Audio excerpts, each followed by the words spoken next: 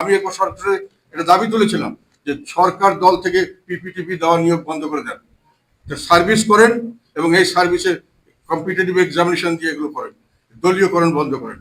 কিন্তু দলীয়করণ করা হয়েছে, এখন হচ্ছে। 1990 সালে এরশাদ সাহেব চলে যাওয়ার পরে দেশের সংস্কারমূলক ভালো কোনো কাজ হয়নি। এরশাদ সাহেব, আমার ধারণা, উনি ছিলেন রাষ্ট্রনায়ক, উনি করেছিলেন সংস্কার। সংস্কার সাধারণ রাজনীতিবিদরা করতে পারে না। সেদিকে দেখলাম ইউটিউবে আকবর আলী খান নামে আমাদের যে ভদ্রলোক ছিলেন, সেক্রেটারি ছিলেন, অত্যন্ত গুণী মানুষ এবং জ্ঞানী মানুষ, মারা গেছেন। ওনার একটা হচ্ছিল যে রাজনীতিবিদদের দ্বারা সংস্কার হয় না, ওনার ইলেকশন পাস করার কাজ করে। সংস্কার হওয়ার জন্য দূরদৃষ্টি সম্পন্ন রাষ্ট্রনায়ক দরকার। এরশাদ সাহেবের মতো সংস্কার এবং সংস্কার ধর্মীয় কোনো উদ্যোগ বাংলাদেশের ইতিহাসে কেউ কোনো সময় নেয় নাই।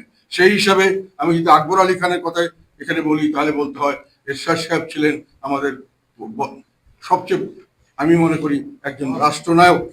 উনি সাধারণ রাজনীতিবিদ নন, উনি দেশের অনেক দূরদৃষ্টি সম্পন্ন সংস্কারমূলক কাজ করে গেছেন, যার সুফল, উনি উন্নয়নমূলক অনেক কাজ করেছেন, যার সুফল বাংলাদেশের মানুষ এখনো ভোগ করছে এবং চিরজীবন ভোগ করবে। সেই জন্যই এরশাদ সাহেবের নাম চিরজীবন বাংলাদেশের ইতিহাসে লেখা থাকবে।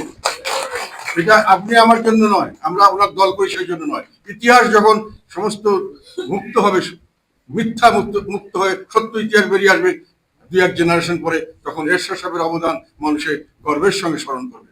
এটা আপনাদেরকে আমি আজকে আমার অন্তরের থেকে, এটা আমার কনভিকশন, এটা আপনাদেরকে বললাম।